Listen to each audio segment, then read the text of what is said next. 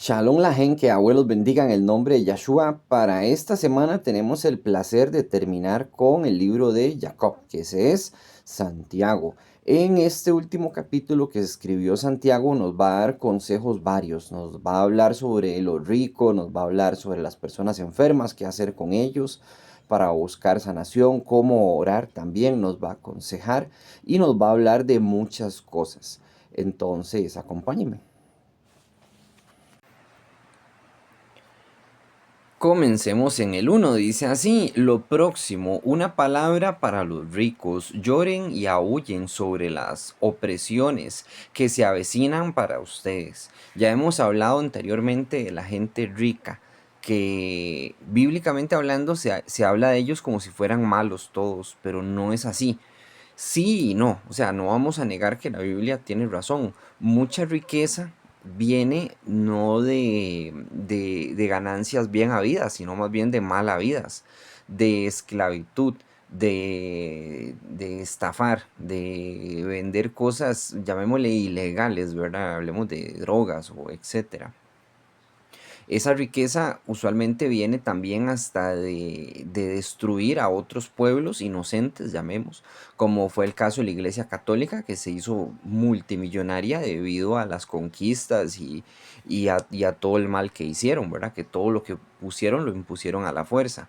Ahora, aquí se está hablando de un rico que obviamente es malo. Hoy en día una persona que, hablemos económicamente y superficialmente, que tiene casa, un auto, una casa grande, un auto bonito, llamemos del año, etcétera, ya se le considera un rico, pero es que eso no es un rico. Un rico es una persona con muchísimo dinero, pero muchísimo, hablando de un Bill Gates o de un Donald Trump. Una persona que maneja grandes cantidades de dinero, eso es un rico, que tiene muchos esclavos y esclavas. Hoy en día son trabajadores y trabajadoras, pero siguen siendo más o menos esclavos, ¿verdad? Esclavos somos todos, tanto del sistema en el que vivimos, de nuestros países, de los impuestos, de etcétera. Porque una persona que tiene casa propia, si no paga impuestos, la pierde. Entonces somos esclavos. Hay que ser claros, ¿verdad? Una esclavitud diferente a la de antes, con más derechos, sí, pero somos esclavos. Ahora, aquí está diciendo de que lloren los ricos y aún aúllen, ¿verdad? O sea, es un lloro aún más profundo, se puede decir, como una forma de burlarse. Y Jacob, que es Santiago, nos está diciendo de lo que se avecina para ustedes. Está hablando obviamente de los ricos que han sido malos, ¿verdad? Que han sido avaros y perversos. No necesariamente de una persona que tiene su riqueza. Y no hablar de la riqueza de un sentido espiritual, ¿verdad? Que eso es otro asunto, por supuesto, es algo muy diferente. Una persona rica espiritualmente es algo, es un tesoro que está en el cielo, no está en la tierra de una forma visible. Bueno, dice en el 2: sus riquezas se han podrido, sus ropas han sido comidas por la polilla. Ok, entonces está diciendo, como diciendo, la riqueza pasa. No importa qué tantas cosas tenga, esas cosas van a envejecer y se van a destruir. Y es verdad. Dice en el 3: su oro y plata están corroídos y su corrosión será evidencia en contra de ustedes y devorarán sus carnes como fuego. Este es el Aharit Hayamín y han estado acumulando sus riquezas. Bueno, palabras muy fuertes de parte de Jacob, que no solamente podemos entender que va dirigido a las personas que tienen dinero, sino que está dirigido, me da la impresión, como al judaísmo ortodoxo. Ahorita vamos a ver por qué más adelante, que ellos se habían enriquecido, claro está, ¿verdad? Y se habían enriquecido con la ignorancia de la gente, predicándoles mentiras, pidiéndoles dinero y hasta extorsionándolos y amenazándolos, ¿verdad? Porque ellos amenazaban con echar de la quejilá, no ser parte más de la congregación y otras tantas cosas que hacía el judaísmo ortodoxo. Ahorita vamos a ver por qué yo sospecho que se está hablando del judaísmo ortodoxo aquí, que se había hecho rico, sí, claro está. Y dice que devorarán sus carnes como fuego. ¿Por qué? Porque se está hablando del infierno. O sea, Jacob les está diciendo, ustedes están condenados al infierno. Ok, y otro dato, cuando dice Aharit Hayamín es para aquellos días y han estado acumulando sus riquezas, o sea, han estado acumulando sus riquezas para aquellos días. ¿Cuáles días? Bueno, siempre que se habla de aquel día o en aquel entonces, se está hablando de Apocalipsis o después de Apocalipsis, ¿verdad? Para el juicio final o etcétera. Entonces está dando alusión a eso. Dice en el 4: escuchen los jornales que fraudulentamente han rehusado pagar a sus empleados. Los que han cegado sus campos están clamando en contra de ustedes. Y los gritos alborotados de los que trabajaron en la cosecha han llegado a los oídos de Yahweh Sebaot. Está hablando de nuevo, ¿verdad? De las personas que no pagan el sueldo. Aquí está diciendo muy claro, ustedes no han pagado el sueldo a sus jornales. Ustedes saben que parte de la Torá, un mandamiento es pagarle a las personas a su tiempo. Que las personas que no pagan a su tiempo, a la persona a la que se le debe, se le considera como un pecado. Y dice que si abuelo ve, que lo va a ver, por supuesto, entonces que le va a dar castigo a la persona que contrató y no pagó, que eso es un crimen dentro de la Torá. Dice en el 5: han vivido una vida en lujos y deleites de sus propios apetitos aquí en la tierra, en tiempo de matanza han seguido sin restricción, comiendo hasta deleitar sus corazones. ¿A qué se refiere con tiempo de matanza? Vea, dice, han vivido una vida de lujos, ajá, de dinero, de lujos, y deleites de sus propios apetitos aquí en la tierra. O sea, apetitos, hablemos de todo, ¿verdad? Sexuales o hasta de comer o lo que sea. Lo que usted ha querido siempre lo ha tenido, en pocas palabras, es lo que les está diciendo. En tiempos de la matanza han seguido. ¿Qué es esto del tiempo de la matanza? Hace referencia a Yahshua. Cuando dice el tiempo de la matanza es porque mataron al Mesías, ¿verdad? Mataron a Yahshua. Vamos a leer un texto. ¿Cómo sé yo que se refiere a Yahshua? Vea aquí en Jeremías 12:3. Dice así: pero Yahweh, tú me conoces y has probado mi corazón delante de ti. Purifícalos como corderos al matadero y apártalos para el día de la matanza. ¿Ven? Apártalos para el día de la matanza. El día de la matanza se refiere a Yahshua, sí, pero también digamos que hablemos de las personas inocentes que están muriendo por el Evangelio. Entonces Jacob, a donde estábamos leyendo ahorita en el 4, está reclamándoles a ellos porque ellos se han engordado en el día de la matanza. O sea, siento yo como que se están aprovechando de las personas que son justas. En el 5 era, perdón, más bien, dice, han vivido una vida de lujos, deleites de sus propios apetitos y aquí en la tierra, en tiempo de la matanza, han seguido sin restricciones, comiendo hasta deleitar sus corazones. Muy poético, por cierto, o sea, la forma en la que se expresa Jacob es muy bonita. Ya lo había dicho desde que comenzamos a leer el libro. Dice en el 6, han condenado, han asesinado al inocente y ellos no han puesto resistencia. Ve lo mismo que sucedió con Yahshua, que Yahshua no puso resistencia. Entonces dice, Jacob les está reclamando que han hecho el mal a personas que han sido inocentes y que esas personas no han puesto resistencia. Ahora dice en el 7, así que, hermanos, sean pacientes hasta que el Adón regrese. Miren cómo el labrador espera el precioso fruto de la tierra. Él es paciente hasta que vengan las lluvias de otoño y primavera. Vamos a hacer una pausa aquí. Primero que todo, vea la carta hacia quién está dirigida. No está dirigida hacia las personas que hacen el mal. Más bien está dirigida hacia los que están haciendo el bien. Porque Jacob les está diciendo, así que hermanos, o sea, él está hablando con hermanos, hermanos de Torah, sean pacientes hasta que el Adón regrese, o sea, sean pacientes hasta que Yahshua regrese.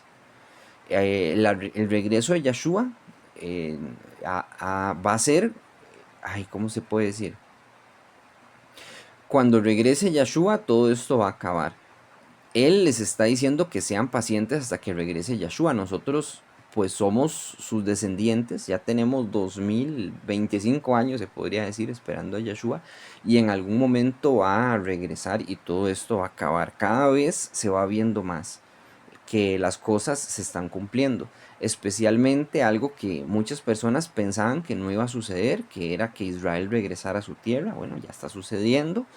Que el templo se vuelva a construir, todavía no se ha construido, pero podría suceder a como se va viendo la guerra hoy en día en el 2025, pues pareciera que es posible que se llegue a construir y que hay un gobierno mundial a las puertas, que para que reine Satanás, por supuesto, en ese gobierno mundial, y está a las puertas. Ya se habla de la Agenda 2030, el que no sabe puede buscar cantidad de videos en internet que hablan de la Agenda 2030, de los planes globales, de todo lo que se está haciendo bajo la mesa, a la mesa y a la vista de todo el mundo, pero bueno, entonces sigamos siendo pacientes nosotros también. Vean que, ¿qué se puede decir?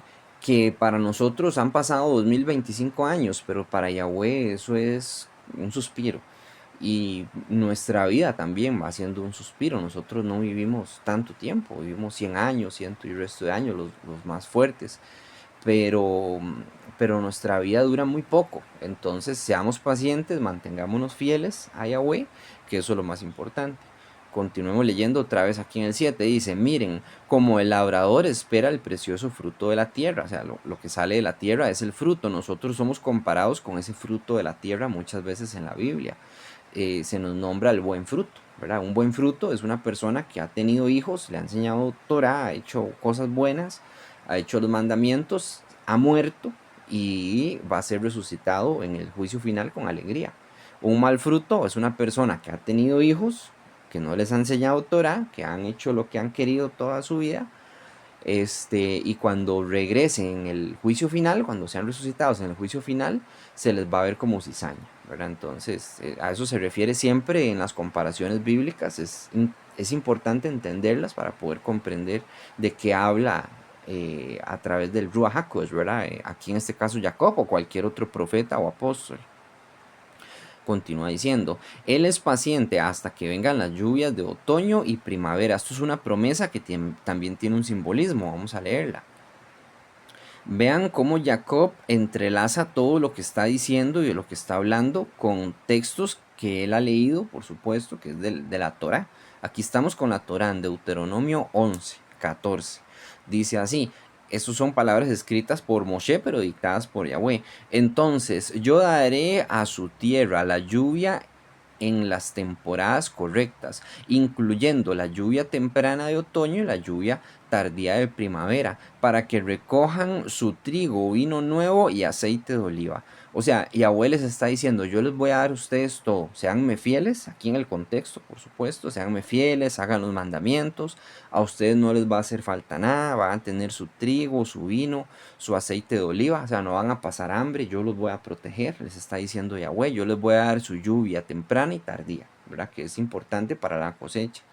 Muchas personas, y sí es cierto, digamos, ocupamos la tecnología, pero le dan demasiada prioridad a la tecnología, cuando lo más importante que hay que tener es un árbol, es cultivar verduras, papas, el que puede cultivar, claro está, hay personas que no tienen espacio o no les va bien en eso. Yo estoy cultivando árboles. Yo tengo árboles de limón, de naranja, de aguacates. Tengo, no demasiados, pero tengo. O sea, estoy procurando que haya de comer porque eso es lo más importante. Y la tecnología sí, sí lo ocupamos, no lo voy a negar, la estamos usando. Es más, ahorita mismo. Pero lo más importante siempre va a ser la comida. Porque nadie vive de tecnología sino de comer, ¿verdad? Por más iPhone que tenga, si no tiene comida en la mesa, de nada le sirve el iPhone. Entonces, eso es importante. Y Yahweh nos está prometiendo esta comida a las personas que hagamos la Torah, ¿verdad? Nos está prometiendo que no nos va a hacer falta nada. Muy importante, Yahweh lo promete, pero nosotros tenemos que cumplir el otro lado de la promesa. Y aún así, Yahweh es tan clemente que muchas personas no cumplen el otro lado de la promesa, que es hacer los mandamientos, pero aún así les da de comer, ¿verdad? Porque Yahweh dice que hace llover sobre buenos y malos también. Entonces, considerar eso. Dice en el 8, ustedes también sean pacientes, mantengan en alto su valor, porque el regreso del Adón está cerca. Esto lo repiten muchas veces. Yo vengo pronto, dice Yahshua. Y los apóstoles también dicen, Yahshua viene pronto, está cerca el regreso del Adón. Cada día que pasa es un día más que se acerca el regreso de Yahshua. Y ese regreso ya va a ser para el fin. Pero antes del fin tenemos que entender de que van a suceder cosas muy fuertes. Y el que no está preparado espiritualmente se lo van a comer vivo. Cuando vea llover granizo, fuego y sangre, y vea que el océano se vuelve sangre, y la plaga de langostas que está escrita en Apocalipsis, y vea todas las cosas que van a pasar en Apocalipsis y no las entienda, y diga, ¿por qué Dios sí permitió esto? Se va a asustar y se va a echar para atrás. O sea, ustedes tienen que conocer bien la palabra y para eso tienen que leerla en orden, desde Génesis hasta Apocalipsis y estudiar también, ¿verdad? Estudiar con gente que sabe, gente buena, hacer el bien, por supuesto, para que Yahweh les abra el entendimiento. Porque de nada les sirve estudiar si no tienen entendimiento. Dice en el 9, no murmuren el uno contra el otro, hermanos, para que no venga a condenación. Miren, el juez está en pie a la puerta. ¿Quién es este juez? Obviamente es Yahshua y está en pie a la puerta. O sea, el Yahshua, por decirlo así, los está vigilando. No juzguen, no murmuren contra el otro. Algo que les quiero contar yo es que yo he llegado a visitar varias quejilot, no demasiadas, pero sí he llegado a visitar una que otra. Y salgo muy decepcionado porque yo veo eso. Veo que hay envidias, que hay pleitos, que hay cosas que a mí no me gustan. Yo por eso usualmente no me reúno con nadie. Me ha tocado llegar y decir algo, digamos, algo que tiene que ver con la Torah y aportar algo en la Kehilot y ver cómo alguien salta y le da envidia. ¿Por qué? Porque tiene celo hacia su pastor. Y eso no es correcto. Nosotros no tenemos que tener celo hacia los pastores, sino tenemos que tener celo hacia Yahweh. El pastor pues tiene su puesto, claro está, pero si el pastor está equivocado y uno le dice, mire, está equivocado en este punto por X cosa, la comunidad no tiene que enojarse, más bien tiene que ver si uno tiene razón o no e impulsar al pastor a que se vaya hacia el camino correcto. Porque, un ejemplo, a mí me tocó hablar en una quejilá de que el Talmud estaba mal y la Cábala estaba mal. Y uno habla de eso y lo que causa celo entre los demás, entonces ya se ponen ariscos y ya lo empiezan a, no a insultar, pero como a tratar mal, como que no lo quieren a uno ahí. ¿Por qué? Porque les gusta la mentira, les gusta la fantasía del Talmud y les gusta la fantasía de la Cábala. Y poner eso a la luz es como insultarlos a ellos. Entonces aquí Jacob está diciendo, no murmuren el uno contra el otro. Le está diciendo a los hermanos para que no cometan ese error. En el 10 dice, hermanos, tomen como ejemplo el sufrimiento y la paciencia de los profetas que hablaron en nombre de Yahweh. Aquí estamos hablando de los profetas, no de los apóstoles. O sea, Jacob está diciendo, tomen como ejemplo, un ejemplo a Jeremías, a Isaías, a etcétera, que ellos hablaron con paciencia en el nombre de Yahweh. En el 11 dice, miren, reconocemos como benditos a esos que perseveraron. Ustedes han oído de la perseverancia de Job, que este es Job, y saben cuál fue el propósito de Yahweh. Es muy compasivo y misericordioso. Ok, aquí está tomando como ejemplo a Job. En este caso, lo que es Jacob, ¿verdad? Y está poniéndolo como ejemplo, diciéndole, tengan paciencia como tuvo paciencia Job. Dice, sobre todo, hermanos, no hagan juramentos, no juren ni por el cielo, ni por la tierra, ni por ninguna otra fórmula. Más bien, que si su sí sea simplemente sí y su no sea simplemente no, para que no caigan en condenación. Jurar en vano es un crimen. Entonces Jacob les está diciendo, traten de no jurar, sean pacientes primeramente. Después les está diciendo, traten de no jurar. Si van a decir algo, que su sí sea sí y su no sea no. Porque nosotros, francamente, un ejemplo, yo le puedo jurar a usted que yo mañana voy a ir a su casa a predicar la palabra y puede que haya un inconveniente y no pueda.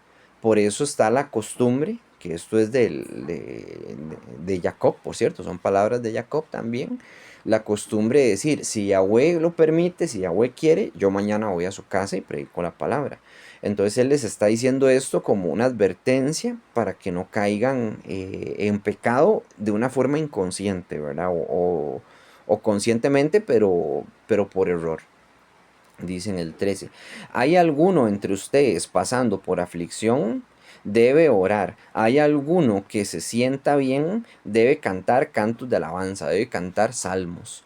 Entonces, tenemos que si una persona está triste, que ore. Ese es el consejo que está dando Jacob. Y si hay una persona que está alegre, entonces que dé gracias, ¿verdad? Que cante alabanzas. Hay que notar que Jacob en esta carta da varios consejos de diferentes temas, o sea, como que salta de un consejo a otro consejo, está dando consejos distintos y no está hablando solamente como de un tema en sí. Dice en el 14, ¿hay alguno entre ustedes enfermo? Ve, aquí está hablando ya de otra cosa, está dando un consejo a las personas que estén enfermas. Deben llamar a los saquenín, a los ancianos de la asamblea. Ellos orarán por él y frotarán con aceite de oliva sobre él en el nombre del Adón, en el nombre de Yahshua. En este caso Adón es el Yahshua. El Yahshua es Señor, ¿verdad? Adón significa Señor. Y él se refiere a Yahshua. Entonces, el consejo para una persona enferma es: reúnanse los de la congregación, oren por él, y pónganle, frótenlo con aceite de oliva o únjanlo con aceite de oliva, que eso es algo que se ha perdido, francamente, y no todas las congregaciones lo hacen. Que si hay alguien enfermo, francamente deberían sentarlo al frente, más si la congregación es bastante grande, y que todos oren en el nombre de Yahshua y lo unjan con aceite, ¿verdad? Y que Yahweh haga un milagro, que no es imposible. Es más, a mí hay hermanos que me han contado y me han dicho que las cosas les han salido bien, ¿verdad? Y han orado y hay familiares enfermos y las cosas han salido bien. Y no solo enfermos, sino que han comenzado en la Torah esos familiares y han dejado el pecado. Hay un caso de un hermano, que no digo nombres, que él empezó en la Torah, empezó casi que al mismo tiempo que yo, por cierto, y nosotros hablamos, es de otro país, y dice que el hermano de él, no, ¿verdad? El hermano de él no quería nada, más bien era muy blasfemo las cosas que el hermano de él decía, y le gustaba mucho, pues, ir al nightclub, ¿verdad? El hermano. Y él tenía mucho celo por él. Y él oró por ese hermano. Y resulta que ese hermano llegó a ser mejor todavía, o tener un conocimiento hasta más grande que el primero. ¿Verdad? Que el que empezó de primero, el segundo llegó a ser mejor que el primero todavía. Llegó a tener aún más conocimiento. Y él se siente muy contento por eso. Entonces no es imposible, ¿verdad? El que estaba más endemoniado fue más bien el que con más fuerza comenzó con la Torah y aún sigue. Bendito sea Yahweh, y que así siga. Entonces, la oración sí sirve. Dice en el 15, la oración ofrecida con confianza sanará al que está enfermo. El Adón restaurará su salud, y si ha cometido pecados, serán perdonados. Muchos de los pecados, bueno, perdón, muchas de las enfermedades son causadas por el pecado, si no es que todas, si no, no digo todas porque no conozco todos los casos, pero bueno, hablemos de una gran cantidad, pero no se puede decir todas. En el caso de Job no fue así. Pero bueno, entonces tenemos que la oración con confianza, dice Jacob primero. Una oración con confianza se hace solo una sola vez. Si usted ora y ora y ora y está piensa y piensa y piensa en eso, aparte de desgastarse, se demuestra que tiene poca fe. Y tras de poca fe se mantiene un estado de estrés constante que no es saludable. Y tampoco es una relación saludable con Yahweh. La persona que insiste, insiste y sigue en eso. Tenemos que tener confianza, oremos una sola vez, y si nos viene esa ansiedad, pensemos en otra cosa, o hagamos otra cosa, ocupémonos en otra cosa, y no dejemos que la ansiedad nos haga pedir y pedir y pedir. Aunque hay un texto que también dice que el que pide mucho, no lo voy a decir así, porque lo voy a decir así más bien, pero no, no es así como bien. El que pide mucho o que toca mucho la puerta de un vecino e insiste, ese vecino tarde o temprano le va a abrir y le va a dar lo que quiere, ¿verdad? Por insistente. Pero no seamos insistentes, más bien oremos con confianza y no con insistencia, que vale más la confianza que la insistencia. Entonces, eso por un lado que nos está aconsejando Jacob.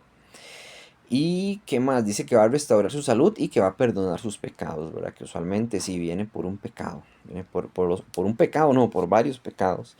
Y ya cuando una persona, un ejemplo, muere, entonces ya no es pecado, ya es juicio, o sea, ya se acabó, ya se le dio juicio.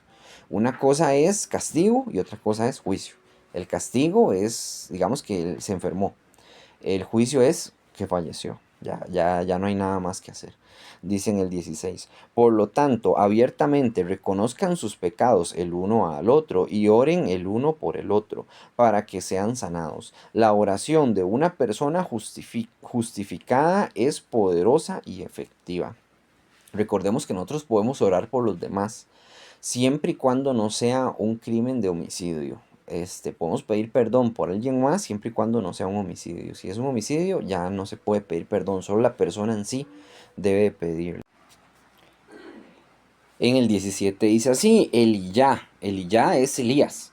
Era solo un ser humano semejante a nosotros. A pesar de eso, oró fervientemente para que no lloviese y ninguna lluvia cayó sobre la tierra por 3 años y 6 meses. ¿Cuándo pasó esto? Bueno, esto pasó en Reyes, en el 17, para ser exactos. Lo pueden buscar el video, todo el estudio está ahí, en época del rey Acab. Y esto fue por el pecado del pueblo de Israel. Entonces Elías oró, se cerró el cielo, en un sentido espiritual se puede decir, y dejó de llover y hubo una hambruna por 3 años y medio. Lo estuvieron buscando a Elías. Entonces Jacob nos está mencionando esto que sucedió con Elías. Nos lo está recordando y nos está diciendo que Elías era solo un hombre. Era un hombre muy especial, claro está, era un profeta, pero él oró, solo él oró y se cumplió lo que pidió Elías. Dice en el 18. Entonces oró otra vez y el cielo dio lluvia y la tierra produjo sus cosechas, que eso fue 3 años después, igual en época del rey Acab y de la reina Jezabel, que bueno, eso ya todos lo estudiamos.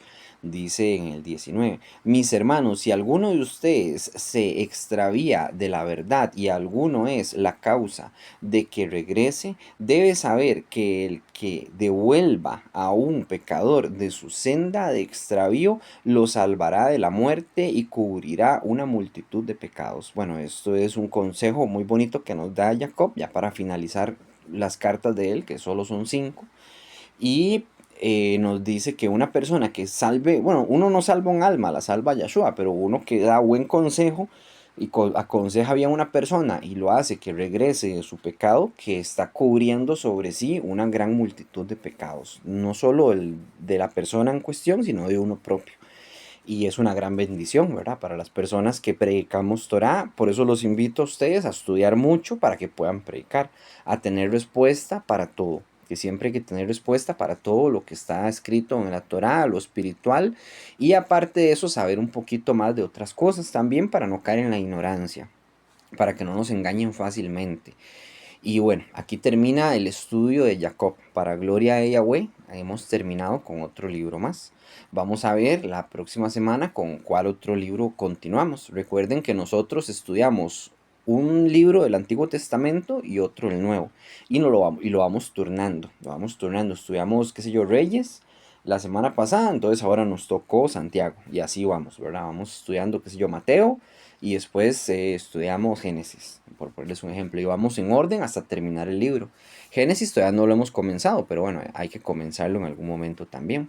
Ahorita estamos estudiando Reyes más que todo. Bueno, espero que les haya gustado el estudio, que abuelos bendiga en el nombre de Yeshua, Shalom, Urahot, paz y bendiciones.